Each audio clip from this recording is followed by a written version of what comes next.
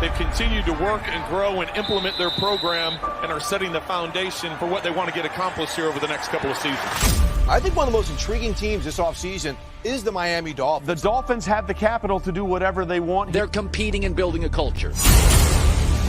I believe in team. I would say that. If you want to strive to do something great, as a group, you got to work together. You have a plan, you stay true to the plan, you execute the plan. The Dolphins, this is how you turn around a franchise, like this. We're trying to build a team that's going to win right now, and we'll be very aggressive. Welcome to the field, your Miami Dolphins. We're looking for guys who are tough, who are smart, who are competitive, love to play. They have landed some big fish. Love what the Miami Dolphins did. You're trying to build something there. Patrick throws to the end zone. It is Parker. Darnold never saw the pressure coming, and he's leading. Sticky wide open. Touchdown. Let's have some fun and play together, man. Win on three, win on me. 1, 2, 3, win. If you can get a group of young men to band together, to believe in one another, to practice and prepare at a high level, then you'll win ball games. Big man, touchdown, picked off by Bobby McCain.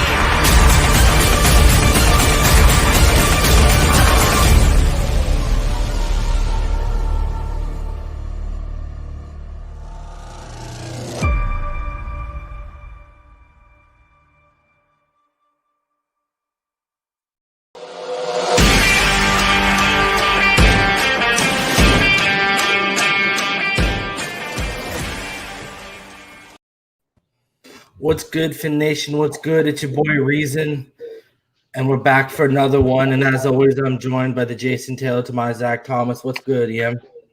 Ooh, man, got the chills there for a minute, bro. I'm good, homie. What's going on? Man, we just out here, bro. How's your night been? Can't complain, homie. Can't complain. Fins Nation, what's good? Let's get it, baby. What's good, everyone? Yeah, if you can just give. I don't know if can you see the comments right now? This comment section, EM? Not yet, bro. Okay. Just so you can give some shout outs. Like I'm just setting up a few things right now. Oh, okay, hang on.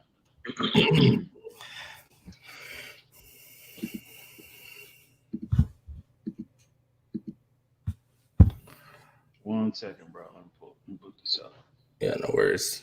What's good, everyone? Tonight we're going to basically go over some news. I dropped the link in the chat. If anyone wants to join us, you're obviously welcome to.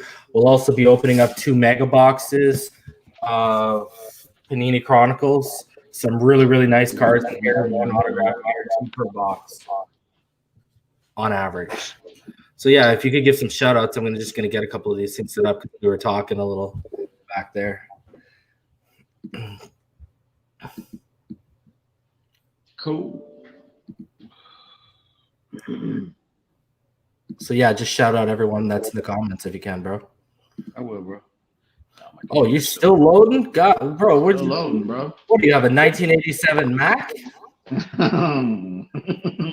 Bro, this guy's got the first version of the Apple. I hear you, man. That's cute. I hear you. Bro, show's going to be done by the time that loads up. This guy.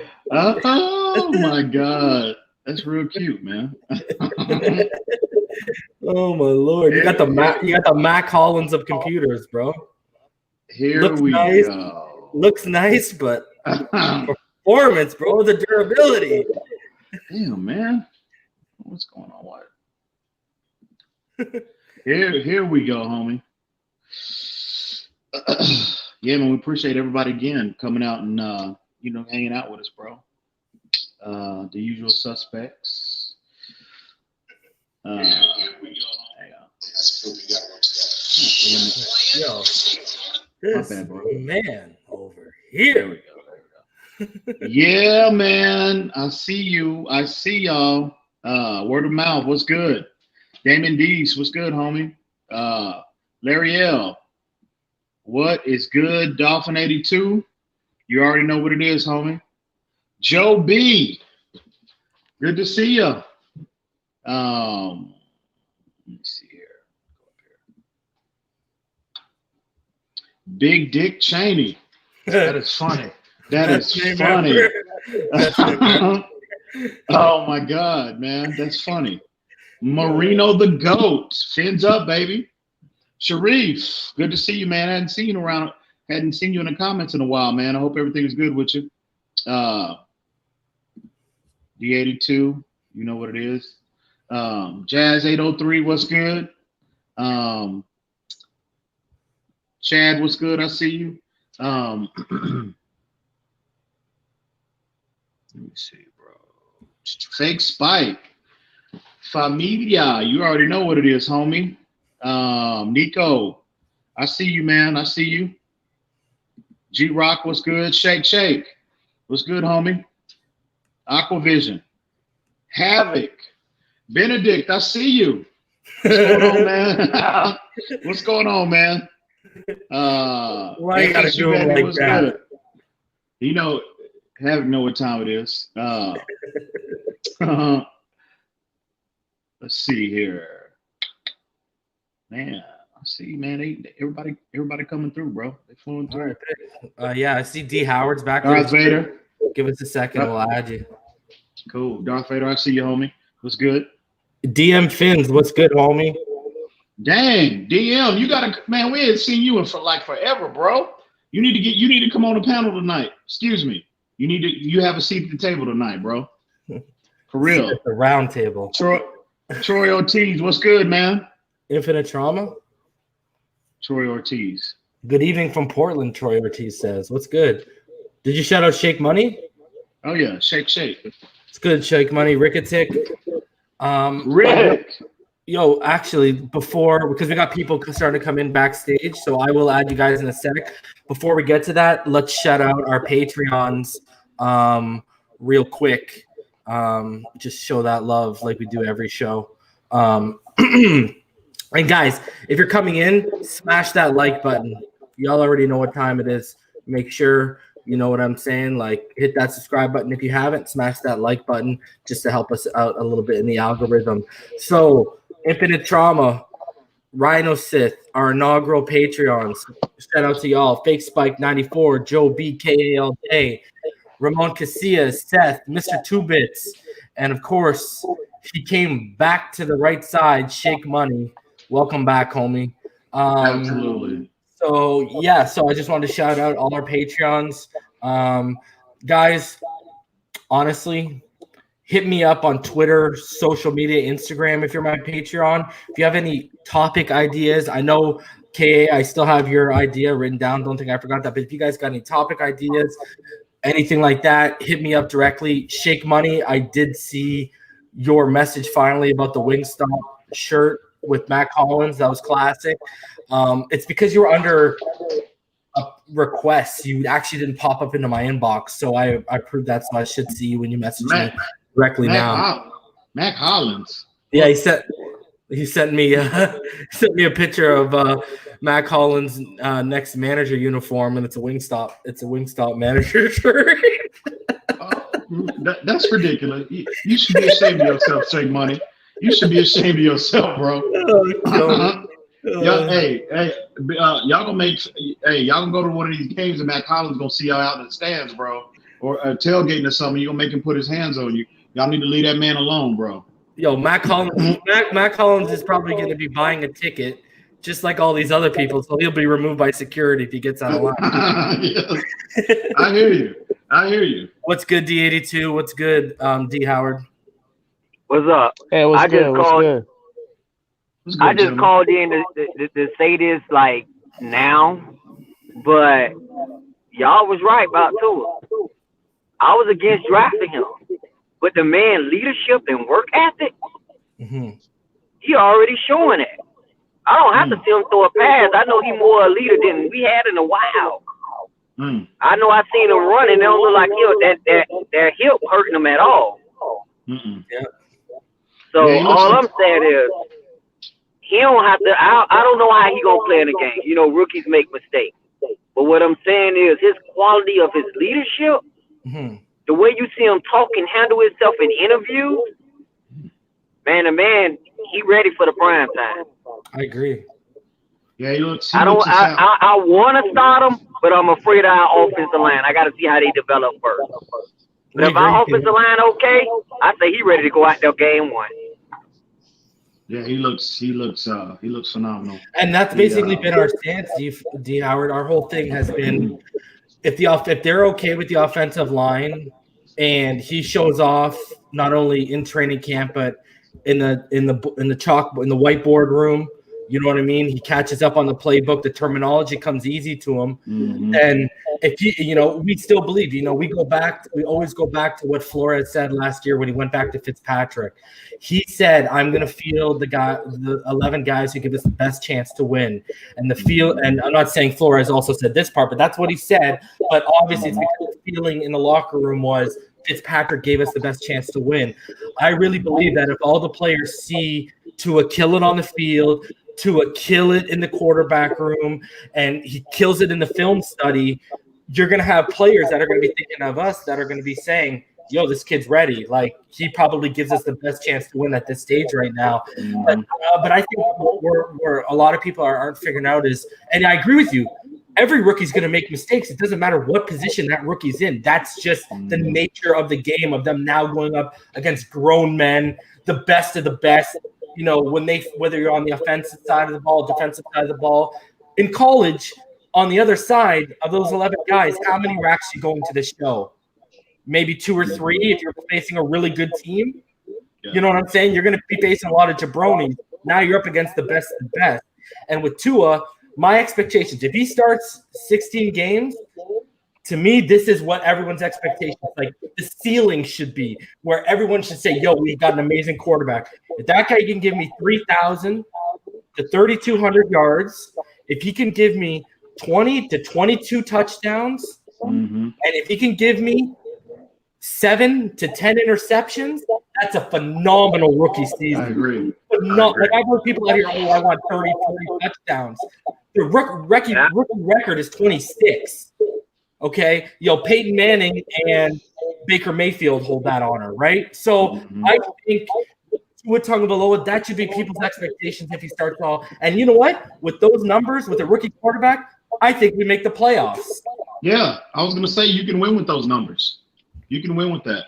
You know what I mean? And and hopefully, again, that line stabilizes up front, and we can establish some form of a running game. Because if we can implement that balanced approach that Chan Gailey referenced, last week, that's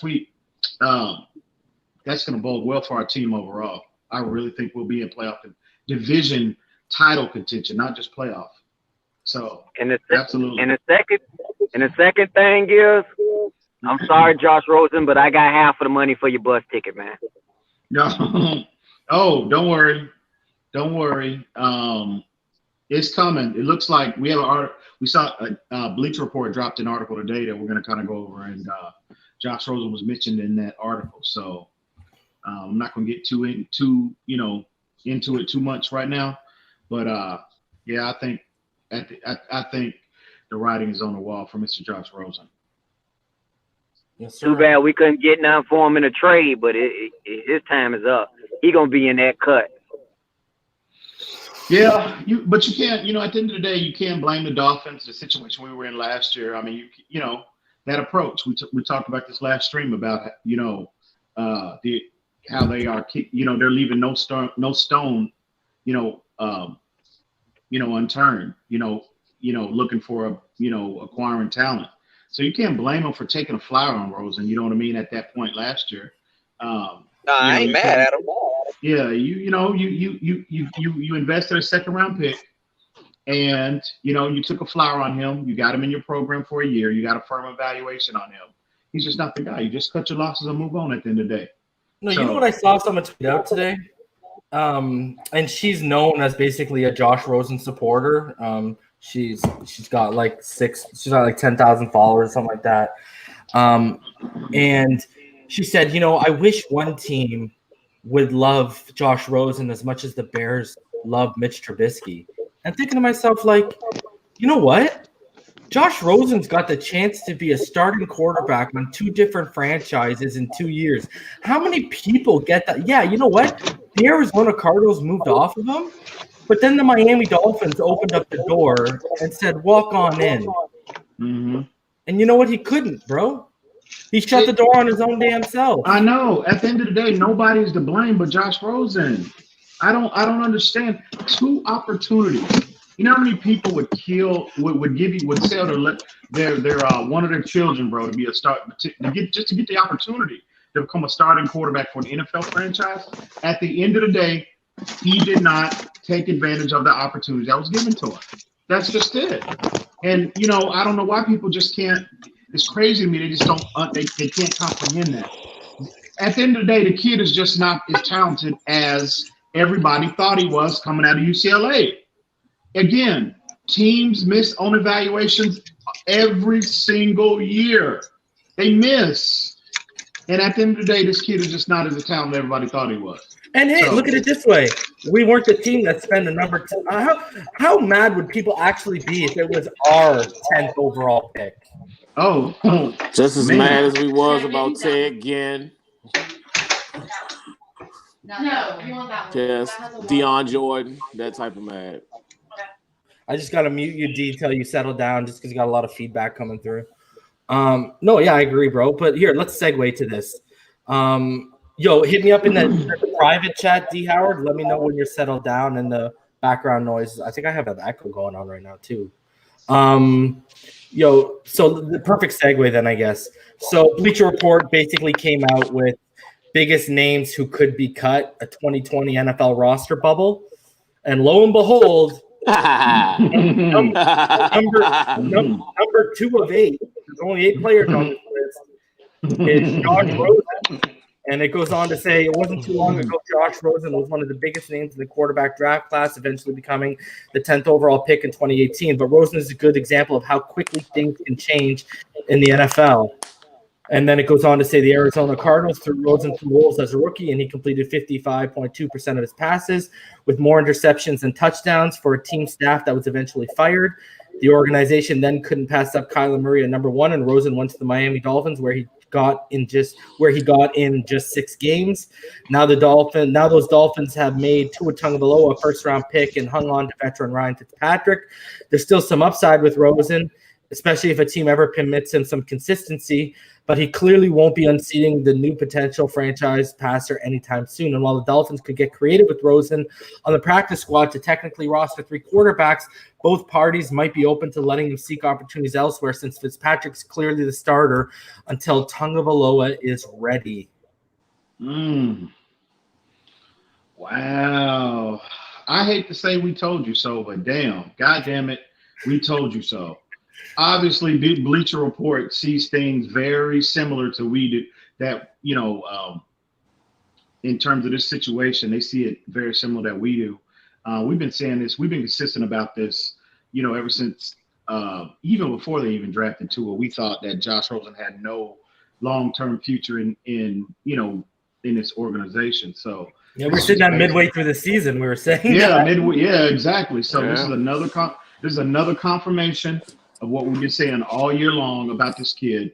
Again, I'm just glad, and I'm just glad. I just hope, again, I just don't want this cloud of potential, I don't want this potential, that cloud hovering over us, this whole Josh Rosen, Tua Tagovailoa dynamic the potential of it becoming toxic.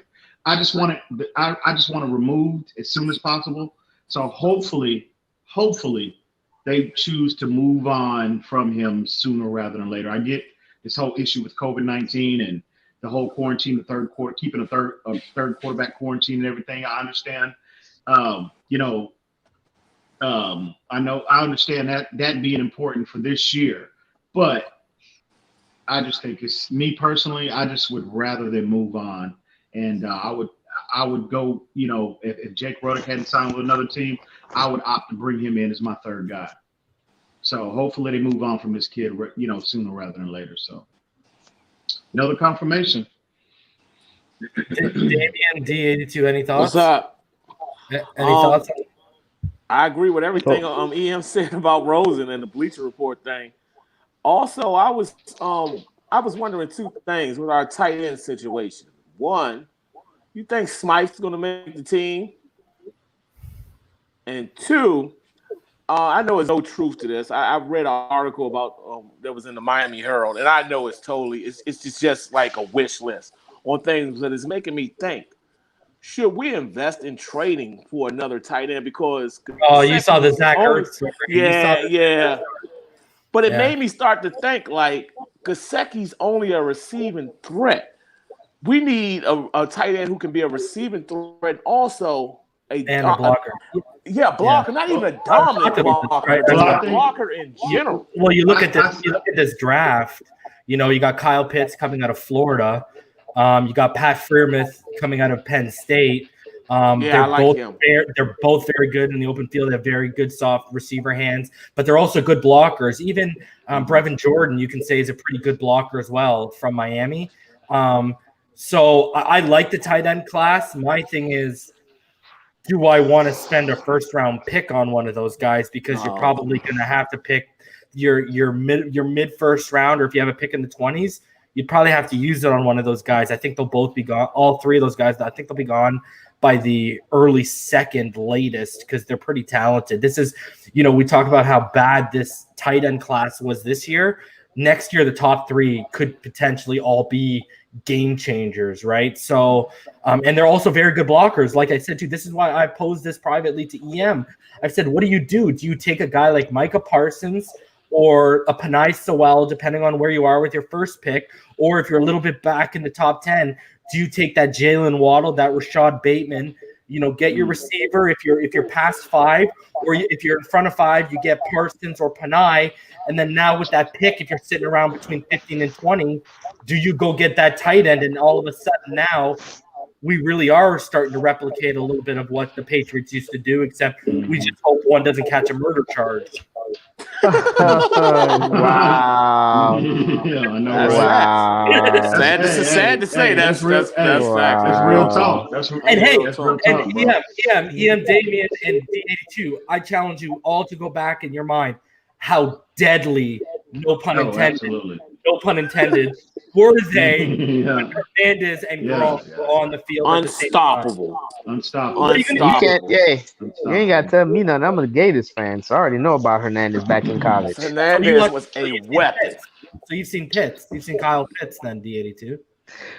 Kyle Pitts is just like a Gesicki. Very athletic. He block a little better, but if you draft Kyle Pitts, you're just going to get a little better version of Gesicki blocking. We really want to get a tight end that could block real good. That's where Pat Freiermuth to me. That's why I go after Pat Freiermuth. And has a decent running route so he can catch the ball outside the lines. So that's what you want. Kyle Pitts is like a real good route runner, but a decent blocker. Yeah, he's a competent. He's a competent blocker, and that's what I've always said. That Gesicki, if Gesicki just becomes a competent blocker because he's so effective in the slot, and you can even move out on the boundary, he can become a 3-down tight end. You know what I mean? I have a question then. Going back to this Miami Herald column. Let's just say, for instance. Hold on. Let's just tell everyone, Damon. Basically, Armando Salguero today suggested that we move for a guy like Zach Ertz because we got the money and we can afford the extension. We got $24 million in cap space right now. Yeah. Well, Zach Ertz, right now, Zach Ertz is just a more refined Mike Gesicki. He's not much of a blocker, but he's not anything. But Gesicki doesn't block at all. I'm not trying to disrespect. I've got immense respect for what Zach Ertz brings to the game of football, but they're basically the same player. And I'd go for Dallas Goedert because he's a little bit cheaper. He's a better blocker, and he's proved that he can be just as deadly in the passing game. I agree 100%. Why not the kid from Cleveland, the kid that played for the U? What's the kid's name? O.J. Howard? Joku? Njoku. Well, I don't think they're going to move off him, bro. You don't think they just gave Austin Hooper all that money? I think they're going to try a 2 tight end set, it looks like. Oh, yeah. That's what I want for us. Dude, imagine those guys. Imagine those guys and then Beckham, and then you find – I mean, you could line – I mean, if you wanted to, you could even – because you just throw Jarvis over slants if you got him on the boundary just throw him in slants. And then if you want to get real creative, you could line up Austin Hooper a little bit, give him snaps on the boundary, and then move Landry on the inside, and then move Landry on the inside. So, because that's what Landry excels at, is on the inside. Yeah, man. I think that's what the Dolphins. That's why they're kicking the Flyers on these 2 tight ends that they brought in. Because they want to. I think Gesicki will probably, the way it's looking now, he might transition to maybe a full-time wide receiver role. Maybe not necessarily full-time. H-back. More. He would definitely assume more of a wide receiver role with the absence of to kind of offset what Albert Wilson brought to the offense. So we'll see. Hopefully these 2 tight ends. I'll say, in terms of your question about Durham Smythe, if these 2 tight ends that they brought in, because Durham Smythe, everybody thinks he's, his MO is he's supposed to be this, this very good blocker. He was terrible last year. He's terrible. That good. And I'm being generous. He's a decent blocker. So if these 2 guys, he's not much of an athlete either. He doesn't offer you much in the passing game. But these 2 the tight ends they brought in, these are legit athletes. Yeah, and Shaheen has proved value in the red zone. Exactly. So if they can just prove to be competent, if they can be just average blockers, we'll be printing Durham Smythe's bus ticket as well, along with Josh Rosen and everybody else that they're going to come. And Matt Collins. And Matt Collins. No. I just have this feeling. I just have this feeling about Mr. Hollins, man. I'm telling you. All right, hold on. Speaking about tight ends for a sec, something I found interesting today. I don't know if you guys saw it. The Cincinnati Bengals picked up Bryce Stark, and they announced him as a defensive end. Yep, saw that earlier. Tight end experiment is done. I mean, I saw that. Kind of interesting, is it not? It seems they tried to make a kid versatile. Obviously didn't work out. They weren't liking what they're seeing. And for a team where a lot of people are wondering, I mean, not us, but a lot of people out there setting the edge, wondering how we're going to set the edge this year. Clearly they're okay with saying, you know what, experiment failed, go on. And the Cincinnati Bengals picked him up and converted Bryce Stark back to his normal position. So I found that kind of interesting today. What's going on, Todd? How's it going? I'm just glad New England didn't pick him up. Yeah, really, eh? No, they're waiting for Tyshawn Render to hit the waiver wire, brother. Yeah, man. If we put him on practice squad, man, he's gone. Yeah. So I think Flores knows that. What's good, Todd?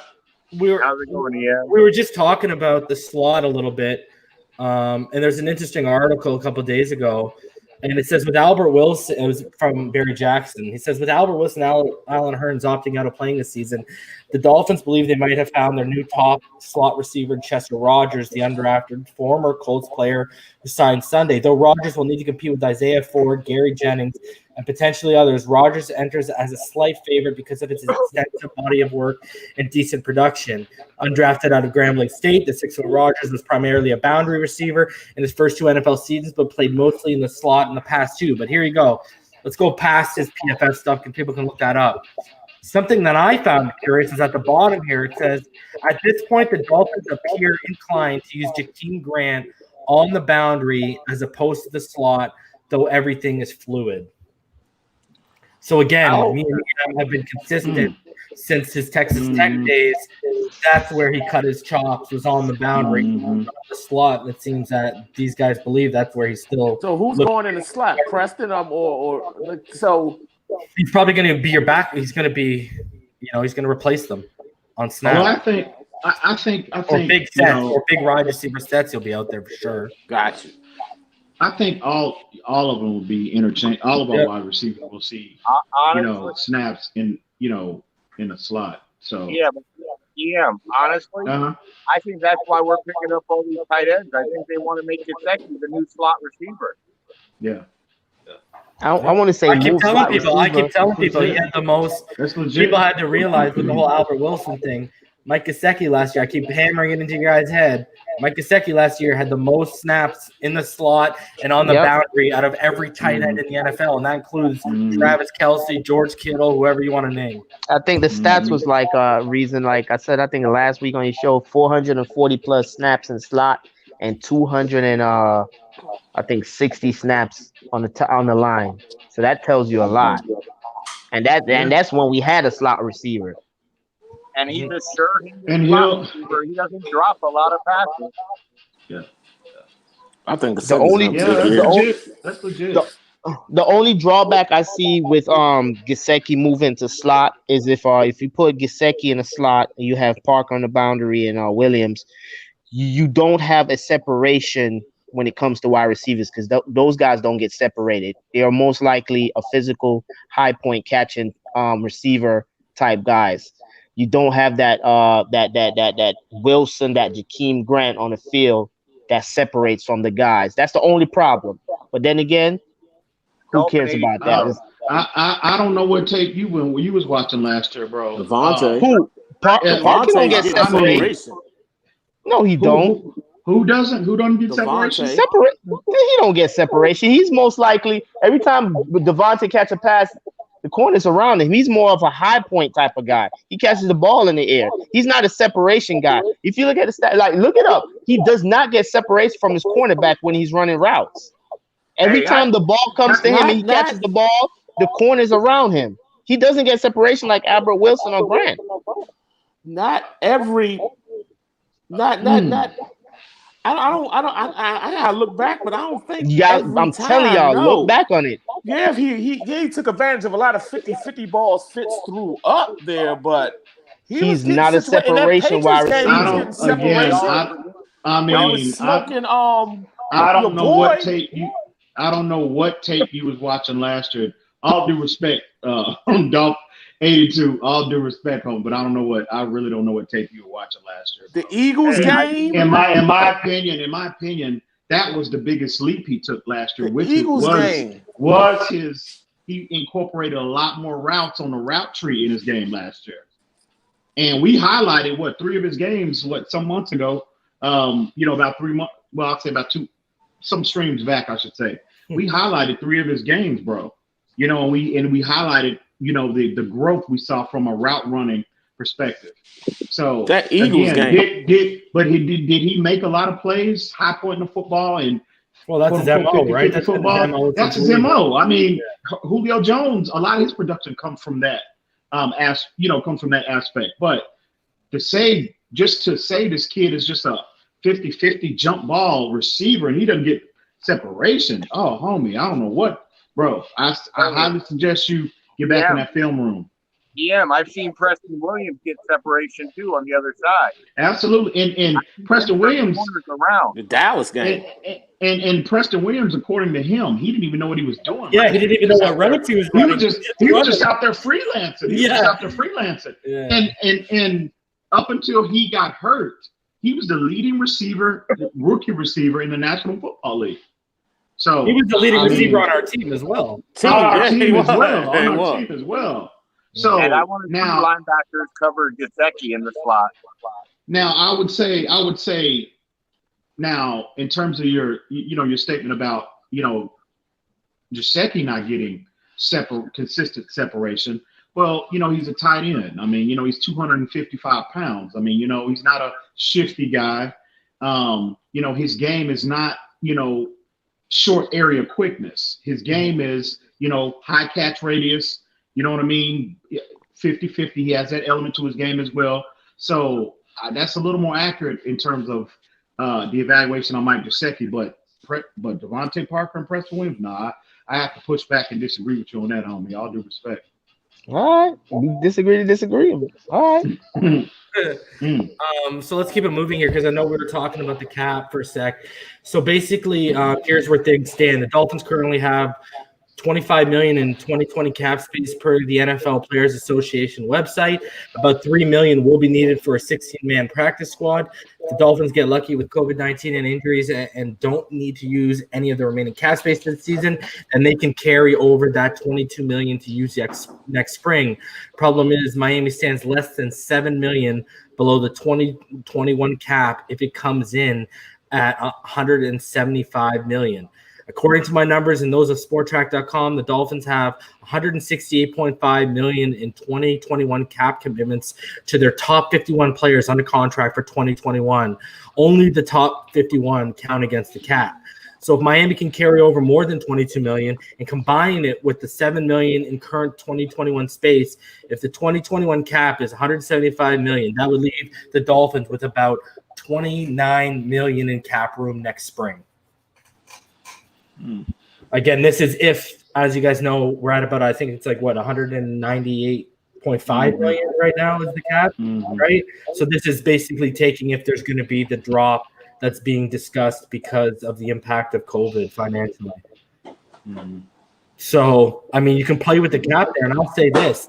If we can find a way to have $29 million in cap room on a $175 million cap, we might actually be able to make some noise because a lot of players are going to be taking cheaper one-year deals, I think, next year, so they can play out the year, and then when the cap starts to normalize a little bit, they can cash in. So what do you guys think about that? I mean, because there's some good free agents that are going to be available next year too. From what I was going to ask, what will y'all concentrate on, the offense or defense next year? I know the obvious answer is going to be offense. Here's the thing, though. Let me throw this at you. If they have $29 million in cap, they have to allocate, especially if they have 2 first-round picks and 2 second-round picks. They're going to have to allocate $16 to $18 million towards their draft. Yeah. Yep. I don't gotta get a anticipate. safety. No matter what we do this year, I don't anticipate them being big players in free agency next year. I really don't. I think, this year was somewhat of an anomaly in that regard. So I think the priority will be the draft and undrafted free agents. Now, I'm not saying they won't make a free agent. I just don't think they'll make any splash. They won't go out and have, a similar offseason like we had this year. Hey, Reason, you think why we're bringing in so many corners is they know X is probably on his way out with that? Said that yesterday. And they're trying to find these hidden gems right now? That's the thing. I mean, if you go back to when we made the Noah Benogany pick, it did raise me and even EM's eyebrows that they invested a 30th overall pick. Now we're starting to see why they might have because of the knee concern. I talked about this with Alan, if you remember, Todd, and I talked about Alan privately after we had that stream when he gave me the correction about cutting, because cutting X next year, not this year, next year, isn't that bad of a move cap-wise. And then the thing is, I got to pose the question to everyone. This is going to be his third knee surgery. If he gets hurt again, he's going to need a 4th. Are we at the point with his 3rd knee surgery? A first-round talent. It already dropped him into the 2nd out of Baylor. Can we start labeling this as chronic? Oh, well, yeah. You would have to. You would have to. If it's chronic, are you going to pay a guy the 2nd? Well, it might be the 3rd most next year, depending on what extensions come through. But are you going to pay this guy top 3, top 4 corner money with a chronic knee issue? Well, I personally think they already labeled it as chronic. They just ain't say it yet publicly. Well, in terms of his contract, you can always renegotiate his contract. You just like they did Albert Wilson. So I'm just not as quick to write. If he gets hurt, I'm asking this is based on if he has durability issues this season again. I mean, that's why I think they've lined it up. I think it's over. I mean, if he has durability issues, I think it's done, brother. Yeah. I don't want to see that. I don't want to see that. I love it. I love that. I love it. I hate to see it. Healthy year. I would love to see him. That'll be a sad day for me. I would love if we got 20 X on the opposite side of Byron Jones. I would be giddier than a schoolgirl who just got asked to the prom. But the problem is, are we going to get that? It's 3rd knee surgery in. It's now a legitimate question. That's all I'm saying. Yeah. Oh no, it's legit. I mean, you can even make that case right now. You don't even have to wait till a 4th surgery.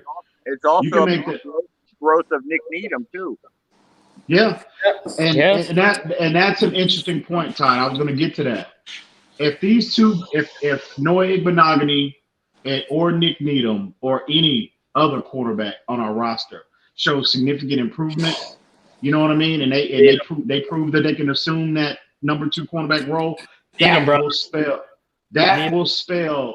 when, I think more than anything, well, I'm not going to say more than his durability, but that in addition to his durability concerns, they would be more inclined to move away from Xavier Howard next year. Yeah. And I believe that's what's going to happen. Yeah, out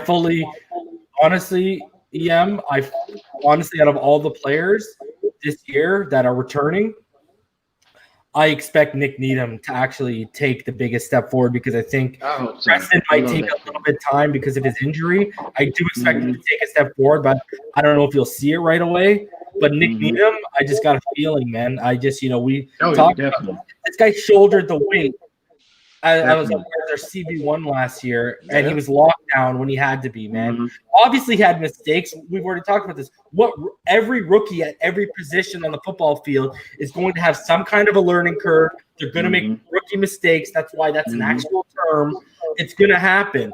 Nick Needham, I don't know, man. I legitimately see that this kid, he's got Pro Bowl ceiling, man. I legitimately undrafted free agent too, right? Undrafted free agent. And he's legit. I think on our practice squad, you're going to see a lot of young corners hidden there that they're going to be working with through this season. This is the last year we got to really worry about paying X because the contract was front loaded. If we can be lucky enough to get a full season out of X where he can return back to his form, knowing our front office and where they came from, the way they look at players and the way they attack football, I wouldn't be surprised if they trade X, especially if he returns back to form this year because they know those issues with his knees. Like you said last night, EMU in ball game said, he's on the PUP list because they're just trying to spare him from going through training camp because they don't want to take a chance with him getting hurt. You got to look at all those things. So if he does have a good year, I mean, it's a plus towards us because I really think they're going to cut ties with him because you have Needham, you have Noah, you have 2 guys that can possibly take his place. And that's how we gotta look at it. I like X. I love X. That'll be I agree with you. Bro. I love Xavier Howard as well. But these kids, man, they're hungry, bro. Nick Needham he looks like he is starving right now. He's hungry. He's eager to prove himself. And if he can prove this year he can be that number 2 corner, man, that's the biggest threat to Xavier Howard. He was our one last year, out the blue. Yeah, definitely. Yeah, man. So, I agree. A lot of us had him cut at the end of preseason. Yeah. And really, when how a lot of people killed him for his play in the preseason, and I went back and watched several games. This is like months ago, and watched several preseason games. You know what the problem Nick Needham had? The majority of his issues were in the preseason. The same problem Noah Igbenogany has. He turning his head, hands. Exactly. It's not like he was getting burned or guys were just blowing right past him or anything. He had his ability to mirror. It's fantastic. Wide receivers was there. It was there, but the technical aspect of the game wasn't up to speed. And he just got, and that's a learning curve like you just referenced, Reason. And the learning curve for rookies, especially an undrafted rookie. So. Check this out for EM. If anyone wants to play with Tua, Madden 21 mobile came out. Obviously doesn't feel the same, but it's good enough. So the mobile Madden's out and Tua, you can play with Tua. Wow. Yes. We're going to see EM on his phone. I know, right? Yeah. Hey, you know what? I'm still, to let everybody know, man, I still can't get into my EA account. Still, bro. Really? I'm still having issues, man. Yep. Yeah. Still, I hadn't played Madden in, months. Damn. Time for a new system, bro. Trying to get that PS5. Xbox, no, he's gonna have to create a new account. Yeah, I just can't. Yeah, I have to create another account on my PlayStation as well because I can't play under EMdolphinfan because it's tied to that compromised email address that I have that I can't pull.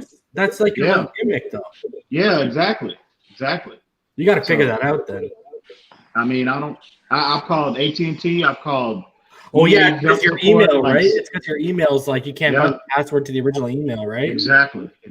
Oh, man, and all the emails to reset your password are being sent to that email. Yep, that I can't pull up. So, man.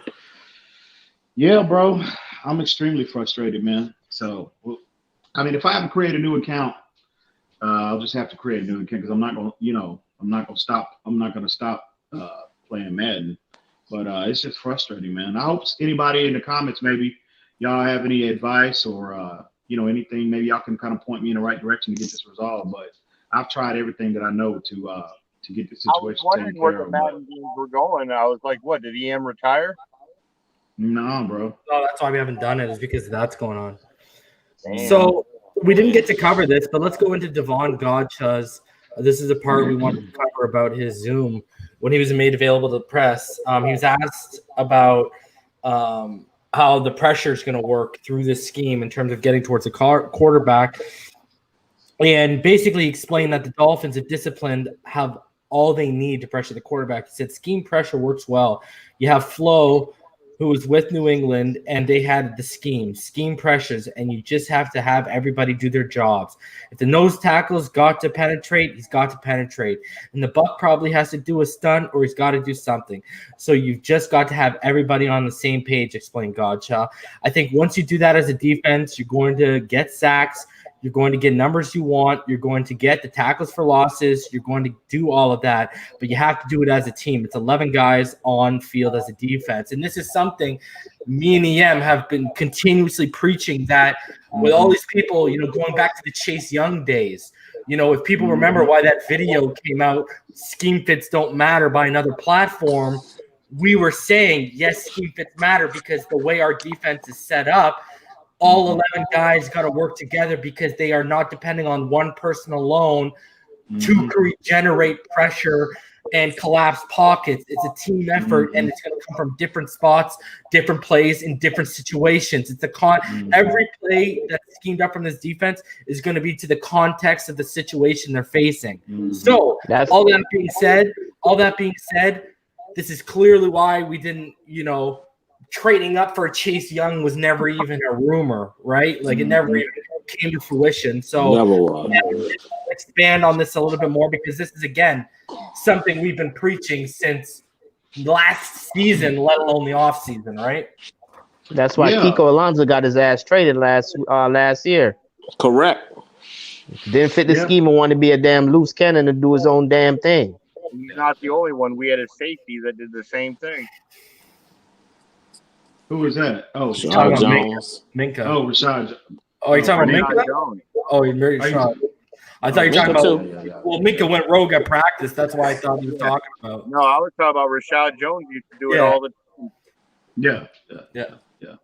But yeah, that's just another confirmation. Reason why we've been talking about, like a lot of people, there's a lot of concern. Like even back when we had Dante on the show and we had him on our draft recap show, he was concerned about how was Miami going to generate pressure. And he said, because we don't have a guy to, we don't have one guy to go get double-digit sacks. And, I wanted to address that with him directly, but that wasn't the correct time, I thought, to address him directly about how he felt. Because I always, we've been consistent about the scheme that, like Devon Godchaux just said, when I saw that article, when he said, the scheme is going to dictate the pressure. You know what I mean? And he went into details about, okay, when we're talking about scheme, we're talking about your front seven, and Miami's philosophy on, not relying on one guy, isolating one guy to generate the most pressure, to generate the most pressure for you within your defense. It's a team, your front seven, it's a team concept. It's a lot of movement, a lot of looping, a lot of stunting, a lot of overloads, on the right, left sides. So it's the scheme overall. That's why Miami put so much. They make, not only Miami, but New England as well. They make such an investment on the secondary because they rely on those guys to cover longer. The deployment of heavy man concepts, and they require their corners to cover a lot longer than other teams. And again, they rely on that, the scheme, those concepts that they deploy up front in their front seven to generate the most pressure and to get quarterbacks uncomfortable and get them off their launch point. And I just before you go, Todd, I just wanted to add, and one of the reasons why me and EM are so high on Emmanuel Ogbah and think Emmanuel Ogbah might be the one to stand out in terms of sack production is because not only is he's one of those rare breeds where he's got the power game and he's got the athletic game with the great bend and he can get around. That's why we think, because he's unlike any other end or guy who can play outside on this defense. He's got both of those aspects to his game.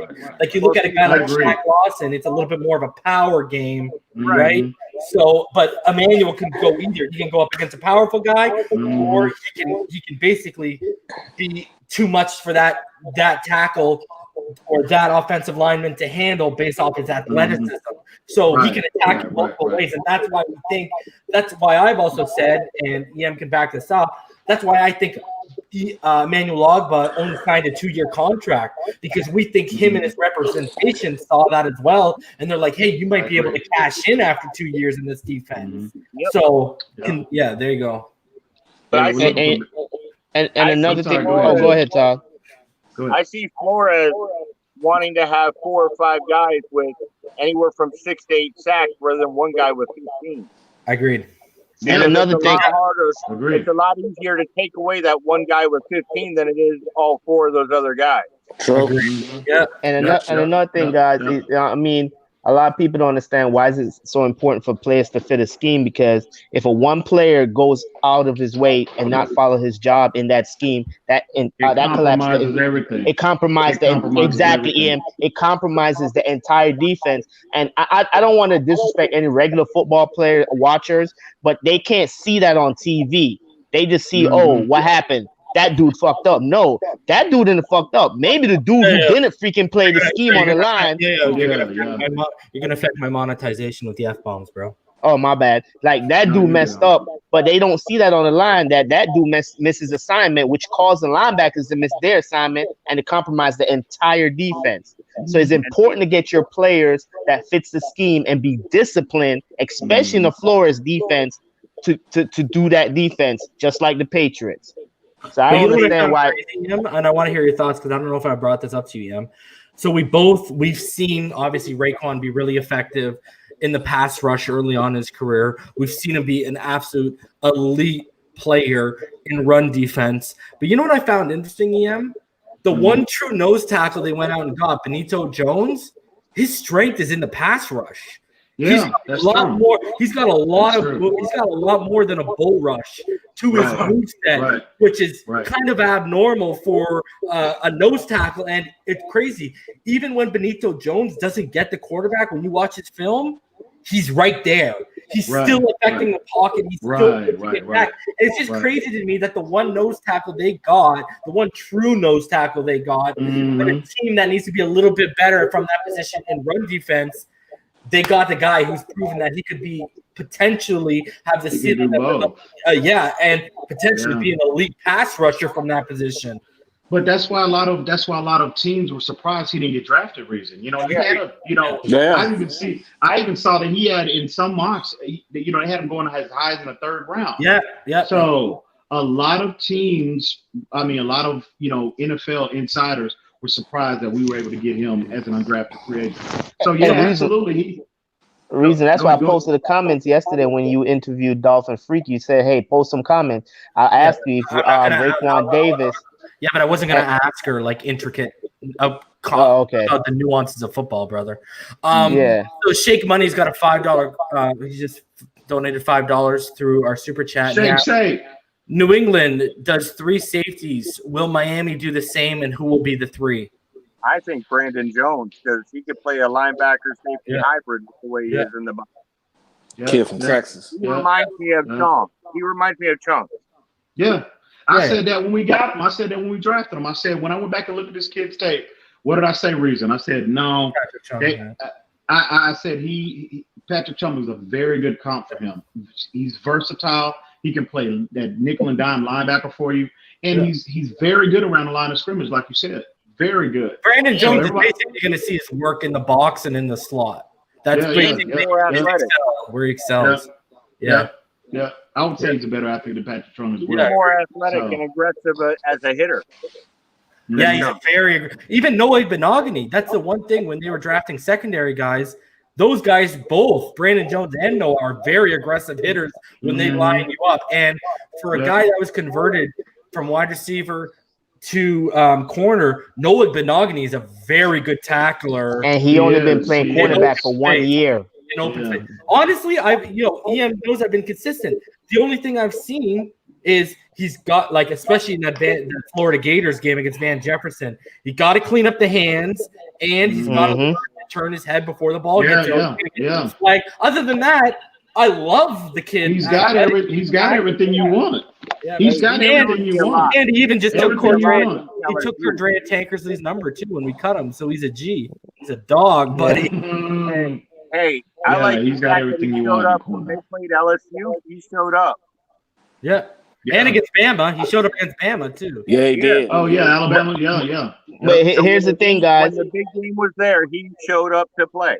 Yeah. Exactly, Todd. Every time the big teams play, he showed up. That's a good trait to have. It's okay. So you guys would obviously say if we're going 3 safety sets with, like I've said before, which Todd mentioned, he can play that high linebacker role in nickel and dimes. Okay. So we got Brandon Jones, Eric Rowe. Who's the free safety? Y'all don't forget about Colbert now. Oh, Baldwin. I would say Colbert. I would say at this point, Colbert might even be the front runner, maybe. He and Bobby McCain. Well, if it was up to me, we all know how I feel about Bobby McCain. But I would say Colbert might even be the front runner. He might. He's the better athlete.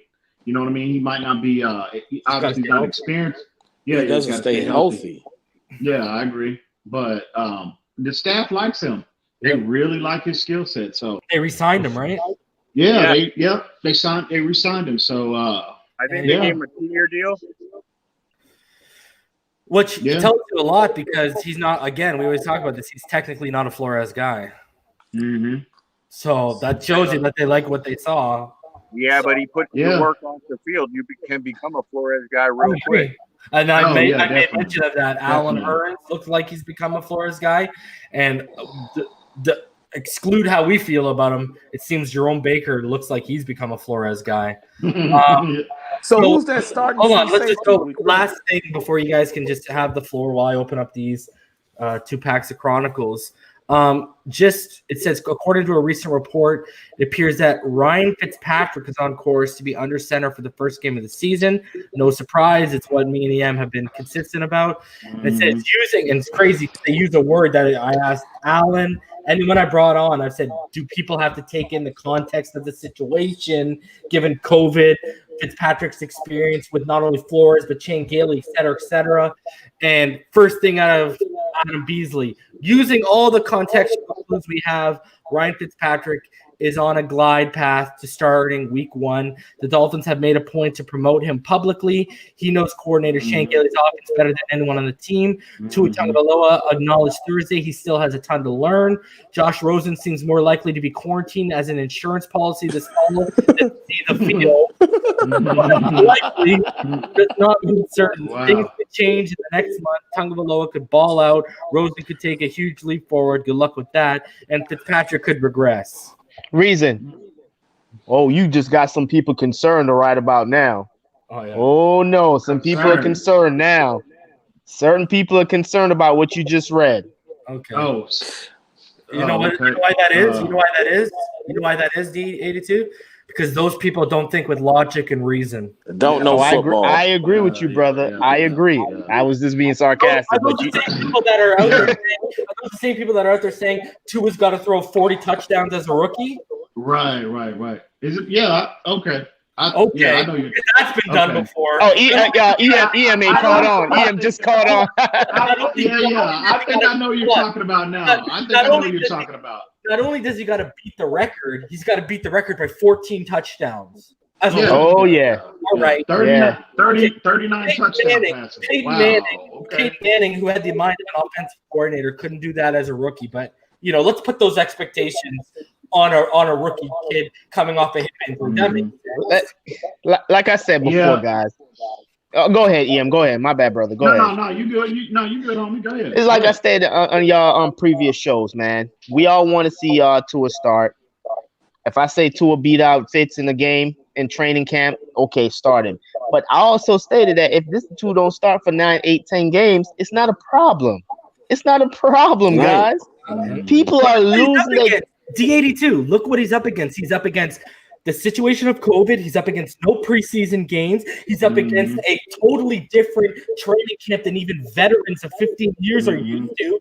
He's up against a quarterback who has 5 years experience in the new offensive coordinator system, has a personal relationship with that offensive coordinator, and on top of all that, knows exactly what our head coach expects out of a player, out of that position. So, Josh Rosen stand a chance against that. I mean, and familiar with the division. He's been on 3 teams in that division. Yeah, exactly. And also coming off of a productive year last year. Yeah, you know what I mean. The top. That's 100% right, EM. That's why I think Fitzy deserves a shot with everything on his favor to give a shot to try to make the playoffs. Once they took away the preseason games, it was Fitz's job. Yeah, I agree. You know what I think, Todd? You know what I think, Todd? I think when they were going to do 2 games, you know how there was talk about only doing 2 games? Yeah. I think you would have saw Fitzpatrick for maybe 1 or 2 series in each of those games, and you would have seen Rosen and Tua for the majority of those games, and then maybe they might have tried Malcolm Perry for a few series just to see how he could perform. But you would have seen Rosen and Tua get the majority of those snaps so they could understand what do we have in case Fitzpatrick gets hurt or he has COVID. That's what was probably going to be the game plan. But I think it was a wrap. It was a wrap. But it was Fitz's job in the beginning of the season. I think at the end of the day, this is the best approach for Tua. You know, we've been consistent about. I think, me personally, I just think, you know, even if we didn't have this COVID-19 issue, even if we had a regular preseason schedule, you know, there were no disruptions, no issues this year. I thought that Fitzpatrick, based off what he did last year, I think he deserved to be the week 1 starter. Yeah, you're right. You know what I mean? Right. Now, if he got there and he pooped the bed and reverted back to Fitzpatrick, that's one thing. Okay. But again, if he starts weeks 1 through 6, more rest Tua can rest his body, get his body, you know, as strong as it can possibly be. Okay. I just would feel better, you know, Tua getting closer to it, you know, to that year mark of him, you know, from that, you know, him sustaining that hip injury. And so I think this is the best approach. This will give that offensive line, time to stabilize. Hopefully, we can we can implement some semblance of a running game. Again, quarterback's best friend. So it's just it checks all the boxes in terms of the best possible scenario for Tua's integration into this offense. So and not only that, hold on, D82, you can go one sec. Aquavision just said $5 donation, said good stream, reason EM. I'm gonna get set up to open these. D82, the floor is yours, brother. Go ahead. And not only that, EM, I would like to add what you just said. It's not a negative he doesn't start. It gives him time to develop a relationship with his receivers, his O-line, his tight ends. It gives him time in training camp because remember, like you said, EM, this man lost almost 2 months worth of training camp and practice, mini camps, OTAs, everything. So it gives him plenty of time. And not only that, you're having one of the smartest minds in quarterback in NFL right now. In the meantime, teaching you because you know Fitzpatrick's going to make mistakes doing his first 5, 6, 7 start. He's going to come back and tell you, listen here, Tua, you see this play right here? This is what you need to do in the film room. This is what you not need to do. And Tua is going to learn from that. So I'm not saying it's a negative either. It's a positive. But some people on here just think, oh, Tua don't start. Oh, he a bust. I hate that crap. That is the dumbest, ignorant statement on earth. Yeah, they know nothing about football, and you can't name one. Go ahead, brother. I was going to say, give Fitzpatrick a chance to be the first quarterback to beat the Patriots in Foxborough 2 straight games of any quarterback I know. And it's going to happen. And also, you have to realize, name me one rookie quarterback that started when they had a capable quarterback in front of them, a veteran quarterback to lead them and show the way. You're not going to find it. Peyton Manning didn't have that quarterback in front of him. That's why he started. Joe Burrow is going to start because it's nobody in front of him. Like, we have a capable veteran quarterback who can get us to the playoffs or have us in contention and deserves that opportunity. He deserves that opportunity. He's our starting quarterback. I want to see Tua play. I know he's the future, but we have to give this time. We have to give this time. We need to let the line develop. We need to let him learn how to be a pro. Learn how to be a pro and learn how to be a pro from a pro quarterback. And in worst case scenario, if we're out of playoff contention by the time that Cincinnati game comes, that's in Miami, throw him in the game. Yeah, against Cincinnati. Yeah, let him go out there then. That's in the middle of November. That's a perfect time. You gotta love the fact Tua coming out with the Fitzpatrick jersey, showing how close they are. Talking it's like about big brother, little brother. His family. It's called humility. Respect. Rosen doesn't have. Did we see at any point last year, Josh Rosen? Did we see that relationship last year? Nope. No. Josh Rosen came with the mind that he was going to start. Yep. And I think the fact that they're so public about their how they feel about each other, I think that's an indirect shot at Josh Rosen, bro.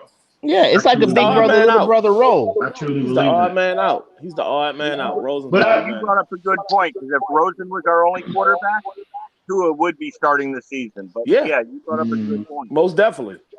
But I think this is just, at the end of the day, this is the best approach. This is the best scenario for Tua Tagovailoa, the best. And he don't have an ego to where he's not coming in here demanding that he be the guy and starting, and he doesn't have this this arrogant mentality and sense of entitlement.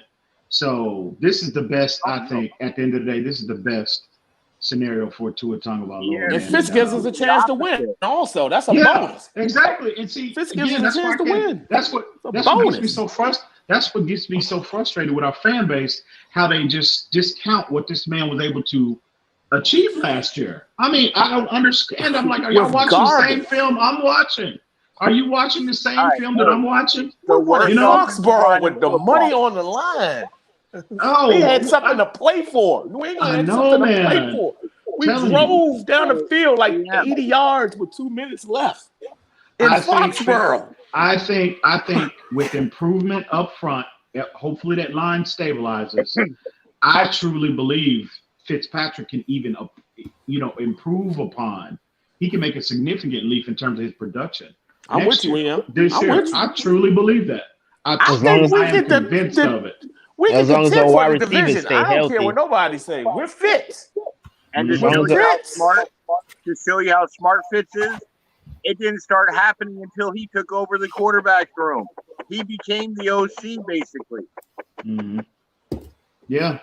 I love Fitzpatrick. What he achieved last year was highly impressive for me, man. And he earned all of my respect last year. He can have a Rich Gannon type season. Everything is set up for him to have a Rich Gannon type season. It really is. He has a running game like Rich Gannon had with Napoleon Kaufman and Wheatley. He has 2 wide receivers like not Jim Brown and Jerry Rice. I'm not saying, but you have 2 young stud wide receivers. Strong defense, everything set up like how. And if you look at them, both of their skill sets, they're very similar players. Yeah, you know what I mean. Very similar. Can be very accurate at times. Rich Gannon, until he got to Oakland, and he was able to get that coaching from John Gruden. He was a very similar player to Fitzpatrick throughout his career. Yep. He was inconsistent, and what happened was that. John Gruden was able to stabilize his game and keep him here, as opposed to keeping that getting away from that fluctuation. You know what I mean? And that's what I saw. And that's what I saw on tape last year with Ryan Fitzpatrick.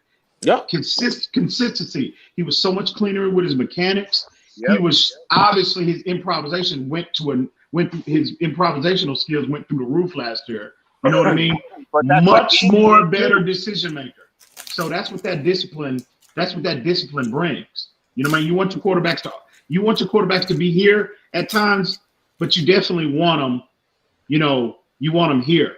in the middle. You want them, you don't want them dipping, and you don't want that fluctuation to be too high. And we've seen Fitzpatrick can look like the best quarterback one week in the NFL, and then he can look like Jamarcus Russell the next week. And he's physically in shape this offseason too. He's physically in shape. And like remember, don't think now. I know Fitzpatrick. I truly believe what he has expressed publicly about Tua, personally and professionally, is accurate. I think he's telling the truth about that. But he's still a competitor at the same time. He's still a competitor. He knows Tua is the future, but hey, Fitzpatrick's looking like, no, hell no, this is my locker room. Look at what I achieved last year. So the fact that he came in shape, this year, it's telling me that he's motivated. Fitz wants to play, bro. He wants to play. He don't want to just sit there and just, have the seat warm for Tua. No. He wants to play. Imagine we win our first 2 games of the season against New England and Buffalo, where that will put us to start the season. 2 division games, and it's possible. That's the crazy thing about it. It's possible. I think it's realistic. I truly do. It's possible, man.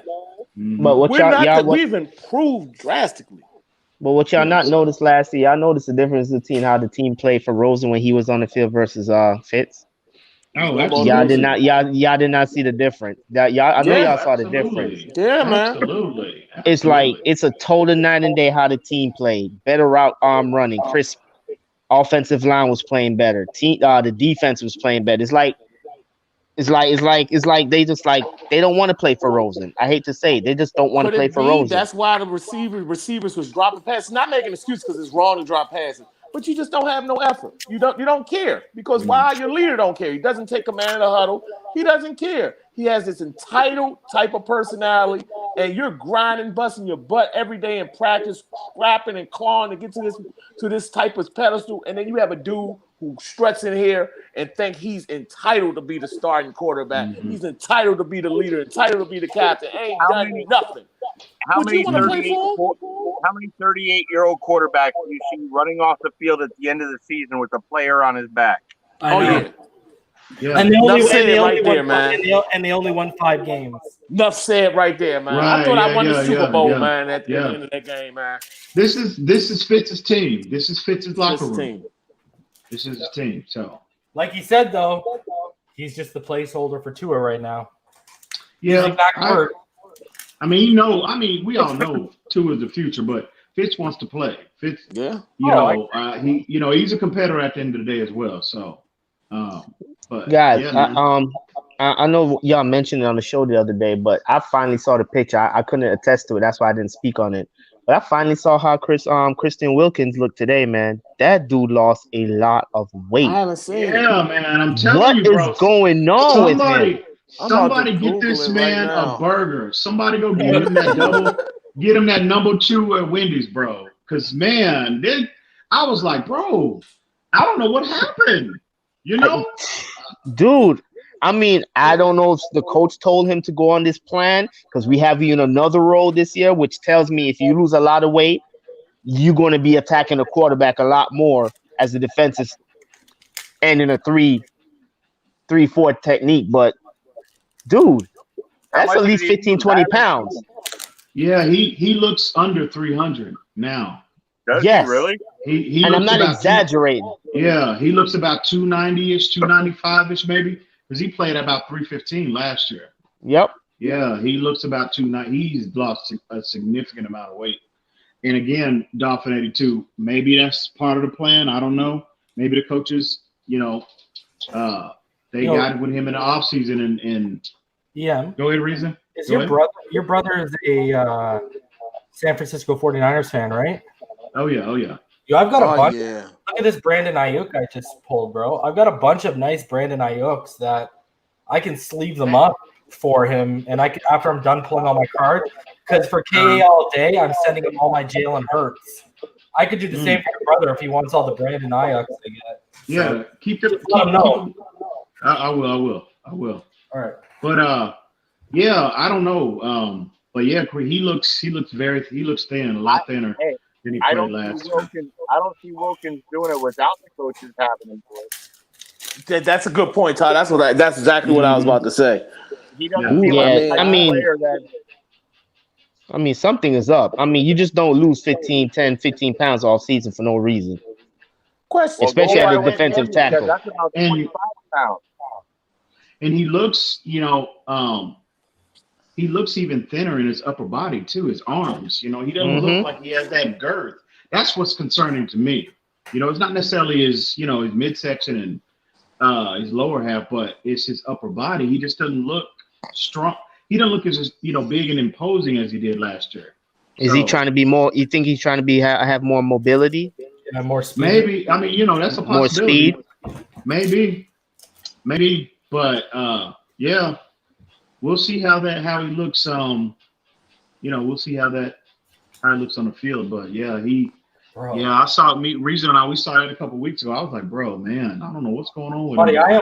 I pulled like 3 nice Joe Burrows out of this. Like, Jesus, I don't know. Like, wow, if we drafted him, I'd be happy. Reason, sell them now before they ruin them.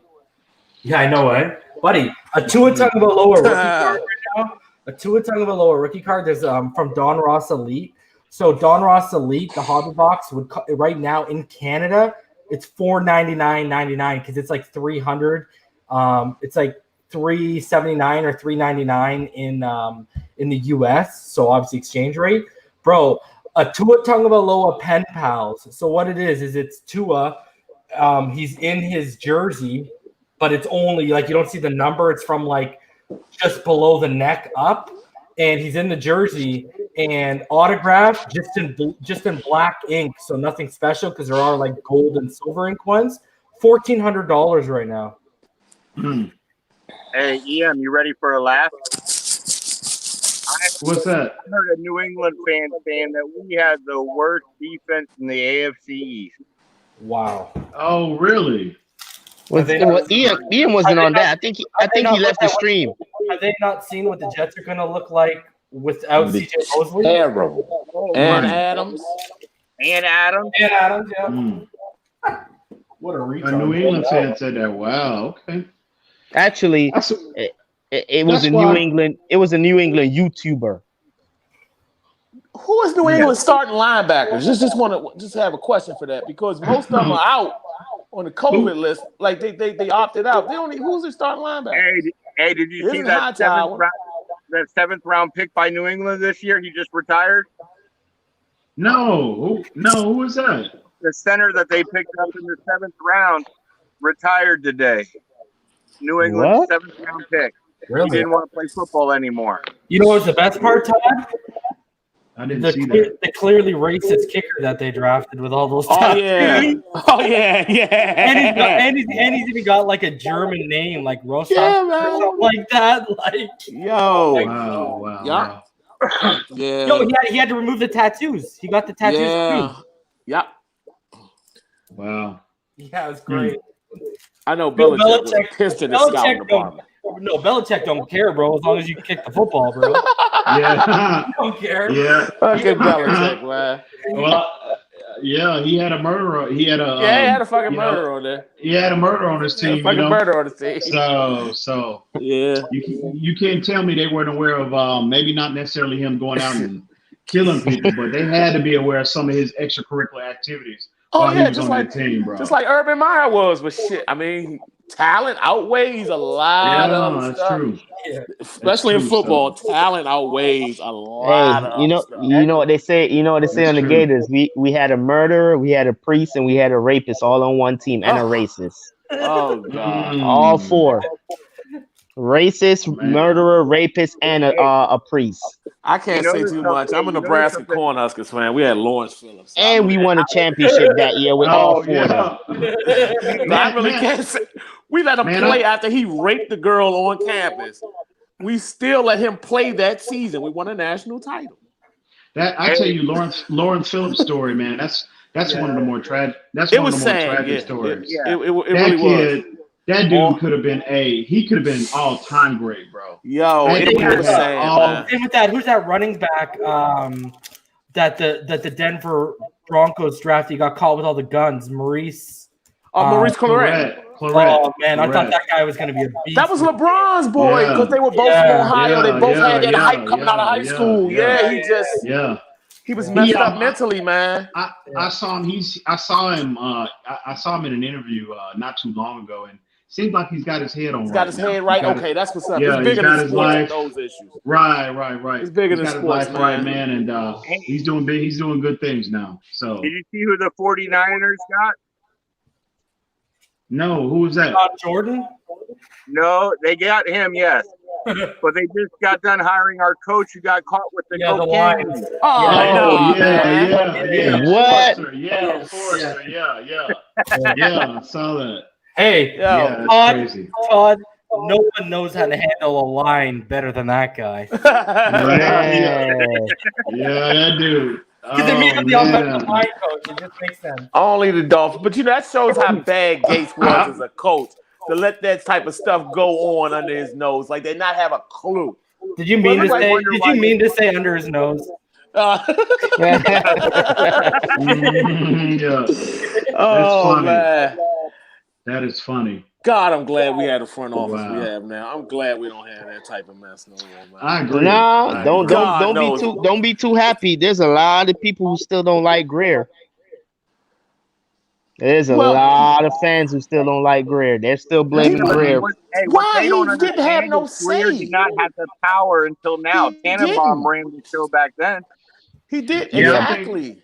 I think Chris Greer from this point on. But he did have a lot of influence on that Tunsil draft. He did. But I think to be fair to him, now moving forward, this is where we, you can get a full evaluation on Chris Greer. Right. He had a lot of influence on that Tunsil pick. I didn't mind that Tunsil pick because, he was supposed to be number one overall pick that year. No, I meant that we got 2 first-round picks. That whole draft and a second. He had a lot of. That was one of the first drafts where he was making a lot of the big calls and was in that draft. Tunsil was a top 3 pick that year. We loved I'm not saying he was wrong. I'm not saying he's wrong. I'm just telling you, that's when they first started letting him make some calls at the draft. Basically, I tell you what, we can't judge Greer on that Tunsil trade until how Jackson turns out. It's going to take 2 to 3 years. Yeah, technically, he drafted Tunsil, who's now the highest paid tackle in the NFL. Yeah, and next year's pick too. Say if next year's pick is Panay or the kid from Penn State, the linebacker. If we don't know. If you get Tua 1 year and Panay the next, I will. Oh my God! I will drive to Miami and kiss your feet on camera, bro. That's the Tunsil pick, though. Easy there, Reason. Easy there. Those could be the Tunsil picks, bro. I said feet, bro. Don't get excited. Hey, then you can move Jackson over to right guard. You move Jackson to right guard. You take Punt, put him at right tackle. Jackson to right tackle. Punt to right guard, and you're set on the line with Panay on the left. No, I think they're going to put Panay at the right, the guard to his blind side. Yeah, I'd move him to the right. Hey, I saw an article today about Austin Jackson about apparently, man, the coaches, they are really high on this kid. Oh, I mean, a lot of it is with his strength. Is some people going to eat their words this season? I will. Because I said they would be high up on you if you were going up against Julian Davenport, bro. That hey, just saying what the article stated, they're high on this kid, man. So I want that bus ticket for Julian Davenport. I'm sorry that I can go with that. See him on the field. I can go for that. He was horrible last year, for real. He was horrible. Hey, somebody mentioned in the comments that I don't know if he's trolling, but Patriots signing Darius Guys. Anybody heard about that news? No, I think he's trolling. Wait, what? Darius for the Redskins? This dude just got charged with strangling and felony and all of that. How the hell they going to charge? He's trolling. He's trolling. Who was that? Let me check the comments. Stop! It's no not even way. worth it. He's trolling, bro. I don't know. Yeah, he got to be trolling. He signed Lamar Miller. Oh yeah, the Patriots did sign Lamar Miller. Yeah, I like Lamar Miller. Which I wonder what's going on with the backfield. Why they signed a Lamar Miller? What's going on with the backfield? Didn't somebody opt out? Didn't Michelle opt out or no because of the COVID? No, playing, but he's always getting hurt. The Patriots are a mess. And Sony Michel took a step back last year. You could make the argument. Yeah. Look at that, Tua. Look at that. A hollow parallel to a rookie. Nice. Where's the signature at? That's all I got. Don't do Tua like that, bro. Come on. Hey, y'all basketball fans as well? Yeah. Yes, sir. Diehard New York Knicks. Knicks. That's right, homie. That's right. I heard you earlier, Todd, take that shot at me about my Spurs. I heard you. Hey, but I did say Popovich is the best coach I've ever seen ever. Yeah, I agree. Best coach of this generation. For sure. How- 25 years. How are y'all feeling about the how are y'all feeling about the restart? I like it. It's I can see the guys. It's competitive, but what I do know, the guys who normally play in crowds who can't handle the fans and the noise and stuff are actually playing a lot better. Like what you call it? What's the name of the guy, the highest score right now? I keep forgetting his name. Oh my James god, he's Harden? on Indian Pacers. He's averaging he's averaging like 36. TJ Warren. Like this dude came out of nowhere. Yeah, but he averaging 30. he went up against Miami the other night, got shut down to 13 points. Who was guarding Miami's him? a sleeper. Miami's a sleeper even though they got blown out. You know what? Miami's a sleeper. You know what? I look, Butler was on. That's a good point about the Miami. Miami's a dangerous team, bro. Number one 3-point shooting team can strap you down on the perimeter too. Oh yeah, man. They, I don't think too many teams want to see Miami, bro. They might. Don't be shocked, man. I mean, I'm a big Giannis fan, but don't be shocked. Yo, listen here, If they Playboy. represent the East. Don't even mention Giannis. Giannis is not even going to get out the first round. I can guarantee you we don't that. want him to because we want the Knicks to sign him and Devin Booker. The Knicks going I after do- Devin Booker too. No, Giannis is coming. Giannis, they're going after Devin Booker. Giannis. If he's going anywhere, he's coming to Toronto, bro. I'll tell you that right now. Look, I'm telling you right now. I think Toronto's going to come out the East again. You know what? You know what? You took the words right out of my mouth. Believe that. What's up, bro? What's It's up, a bro? shot. They're battle tested. They're battle tested. What's up, bro? Let's do it battle again, bro. They're battle tested, man. And yo, you got to remember, They're battle tested. Ujiri is the one who brought Giannis over to the Best NBA. GM in the league. Best GM in the league. Yo, and I told DM this because it wasn't publicized. Yo, when he comes up here, y'all don't realize Toronto has one of the biggest Greek populations in North America because we have in Toronto, we legitimately have a big chunk of the city. It's called Greek Town. It's strictly dedicated. Even the stores are ran by Greek owners, like tailors, like everything, restaurants, all that jazz. And after the games, what we do is when we play Milwaukee at home, after the games, they've already done it like 3 or 4 times now.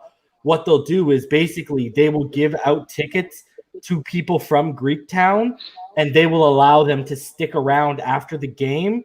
And then Giannis will basically, next thing you know, he's standing with about 80, 100 Greeks from Toronto, and that's what they've been doing. They've been courting him for like over a year now. It's just they've been doing it really quietly. Will y'all be able to sign them though? They're gonna have to sign Siakam, Van Fleet. They're gonna have to sign. Like that's a lot of money. They'll probably cut ties with Lowry's contract because the guy's over the hump of 35. And who do you want? Lowry. I agree, but you can get Van Vliet to step into that role full time for Lowry. And then what you do is, guys, name anyone in the East or in the West that wants to come and face Giannis and Siakam in the front court. I agree. Dominate people, bro. I agree, but I look at Toronto's the depth and the length that they have on the perimeter. They have so many players that can play, positions 1 through 5 on the defense. They can guard positions 1 through 5. I mean, that's why. Hey, I like Miami, who they've been talking to. Victor Oladipo. I would not mind him down in Miami with what they have. Oh yeah, that would make them That make Don't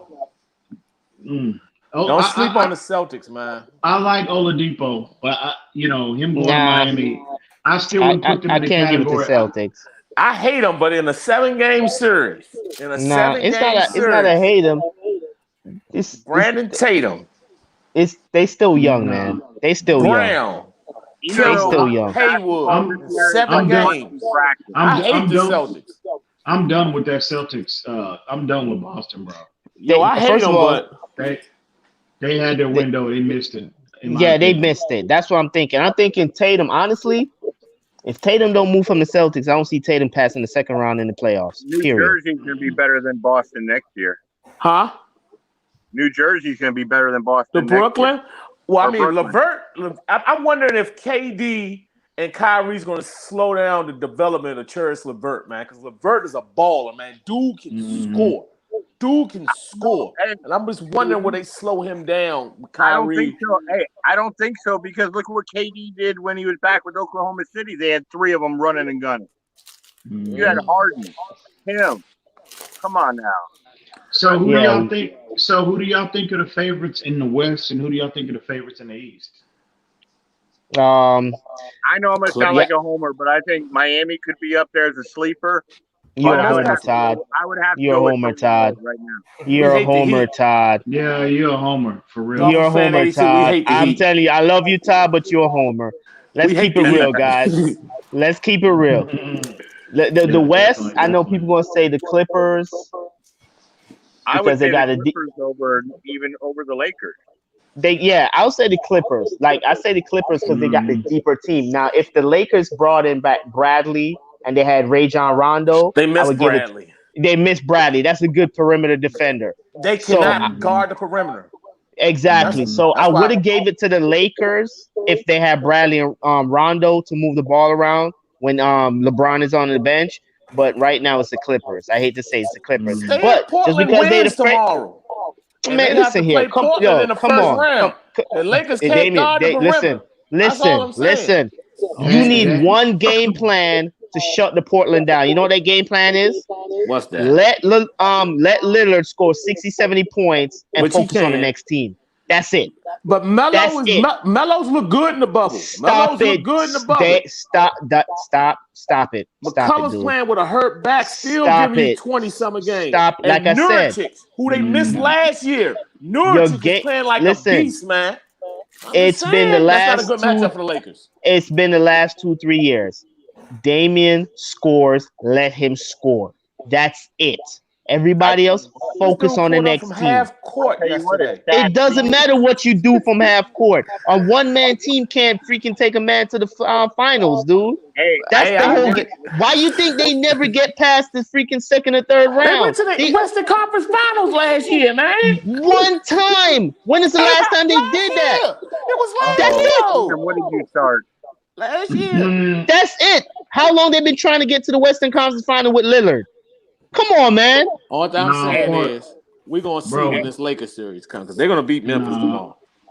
I don't see Portland being much of a threat to the Lakers. Let me tell you, Portland nobody is wanted to face in the West was Phoenix with the way they were balling.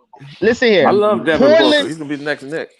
Portland is the Western version of Milwaukee Bucks. Can I just say this? Damian, is Devin Booker going to be the next New York Knick like Zion was supposed to be? And Kevin Durant. Some technical difficulties happen. But we do have the worst owner in sports. That's one thing. I think Devin Booker is going to Golden State. That's where I think he's going. No way. Well, they're already setting it up. Draymond's already got fined. Yeah, they're tampering stuff. They'll block that. They're gonna have to block that. And he would be. Ball game. He would be if he goes to Golden State and Klay Thompson is healthy, comes back healthy. Golden State will be right back in contention with everybody. So we have a 4-guard offense with Steph, Klay, Wiggins, and Booker.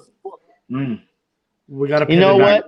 We got to pivot back to football because it's no. Hold on, Reeves. I just want to say something. I just want to say one thing, Reason. Even the people in the comments are like, "Yo." Oh, my bad. I just want to say something, Reason.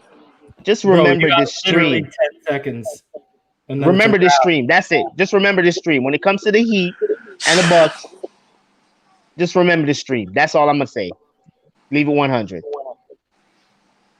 All right. So I've opened up the cards. We only wanted to do a short stream tonight to begin with because I'm going to be back tomorrow in the day sometime because I have another batch of cards to open up. So I'll just basically focus on opening up those cards, take questions, all that kind of jazz in the middle of the day sometime. It'll probably be between 2 and 5 Eastern. I'll be going live. So I'll keep you guys posted on that. Let's go through some final thoughts and keep it to football if we can, boys. EM? My bad. Y'all go ahead, gentlemen. Well, I'm just looking for this year being a breakout. I like what Breida said the other day. We're going to surprise people. Now I want to see it on the field. That's all. I agree with everything said about Fitzpatrick deserving the start, and that's it. Go Fins. I think that Fitzpatrick is going to take it up another level. And the reason why I say that is from what you just said about Breida, he has a running game this year. It's going to take a lot of pressure off of him. And I can see us doubling our win total from last year. I know I'm a homer. I know I'm a Dolphin fan. But logically, I think that can happen also. And Breida can catch better than Balaj. Yes, he can. Anybody's better than Balaj. D82? I just want to say, man, I just like the humility we have with Tua Tagovailoa.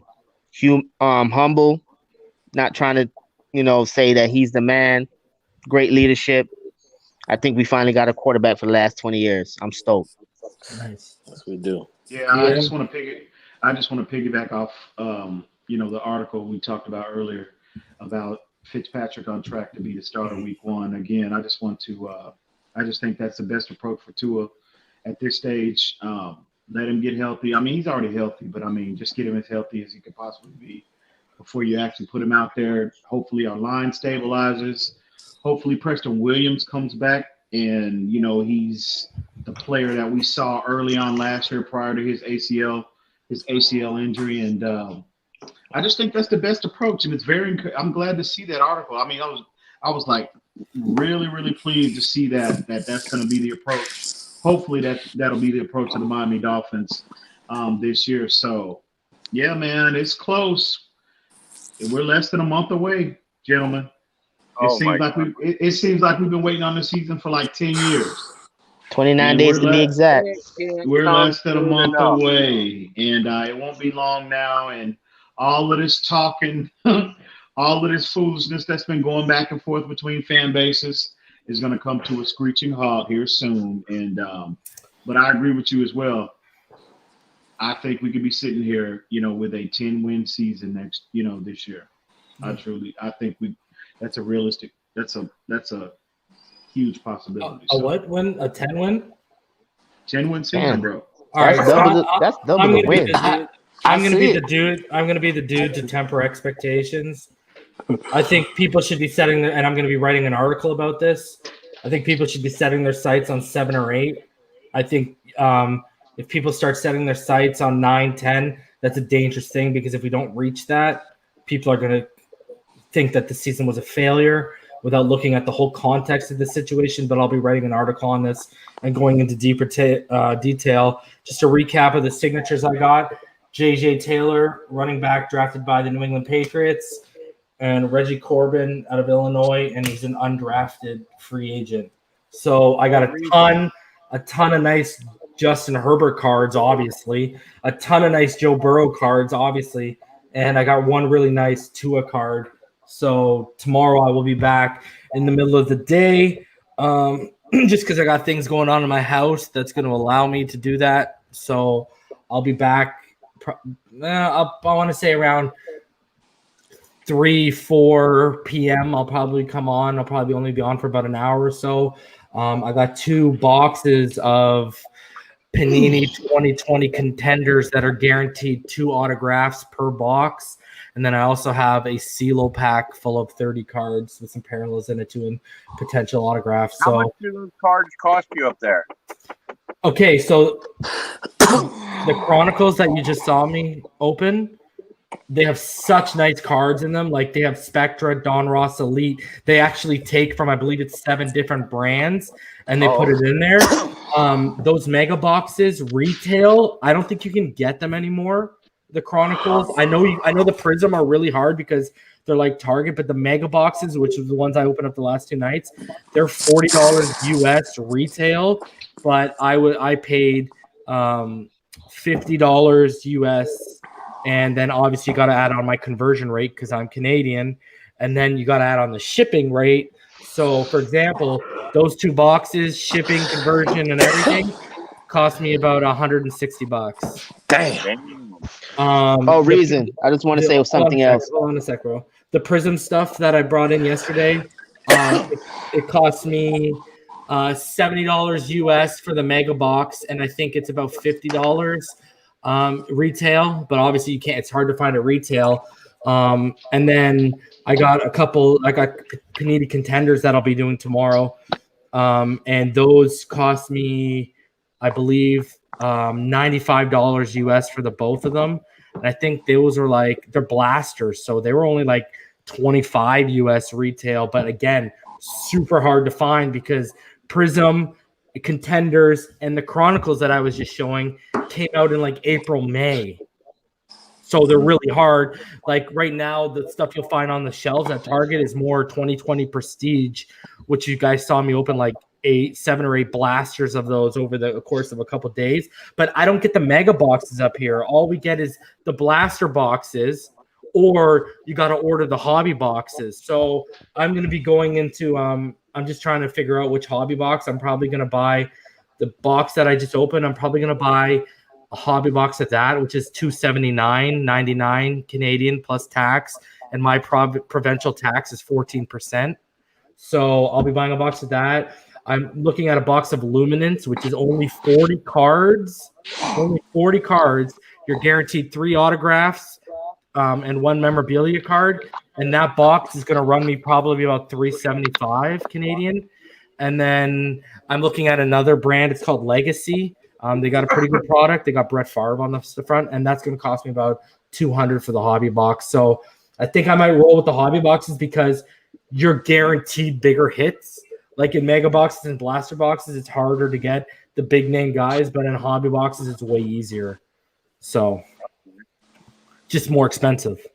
But I'll tell you right now on this channel, if y'all see me pull an autographed Joe Burrow or an autographed Herbert, I'm literally going to turn around and flip it on eBay. And I'm just going to recoup some of my money, and I'm going to go buy more boxes until I go get my Like literally, their careers are shot in the next couple of years.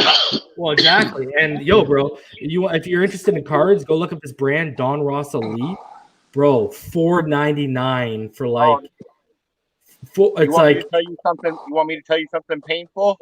I moved out of my parents' house when I was 17 because we got into a huge fight, and she turned around and threw all my cards away. Okay. I had something like 20 Jerry Rice rookies. Oh, wow. I had all these rookie cards of players that are in the Hall of Fame now. Yeah, that's like my brother, his because we have different mothers, so he's my stepbrother, but I call him my brother because we've been tight since I was born, basically. He's the reason why I'm a Penguins fan. His mother was throwing out boxes. She threw out a rookie Wayne Gretzky and a rookie Mario Lemieux. Oh. You know how much that Wayne Gretzky's worth? I don't even want to match. At the time when she threw it away in the 90s, that Wayne Gretzky was worth about $3,000. I looked up the Jerry Rice.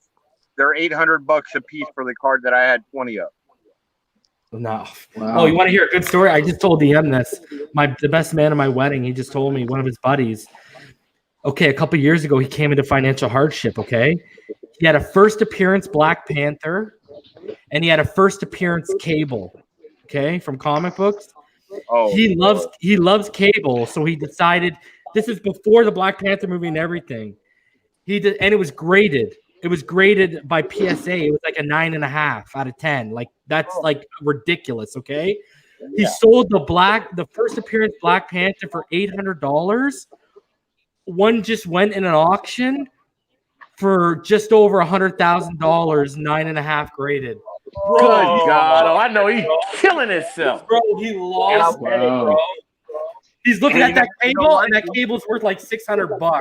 And he's like, know what? You never know. What if it's the one he sold because it's very few that are going to be a 9.5 grade? Exactly, bro. Yeah, man. So imagine that, bro. Like, oh man, I'd take a long walk off a short pier, bro. Yeah, I agree. like I'd leave my family. I'd go into like recluse. Like you'd never see me again, bro. Channel would shut down. But yeah, guys. So I'll be back tomorrow afternoon.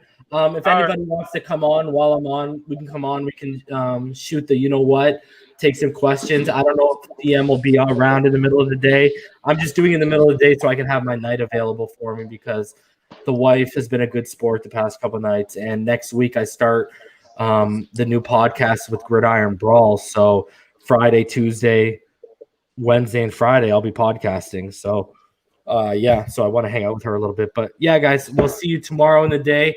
Until then, as always, fins up and appreciate Reason.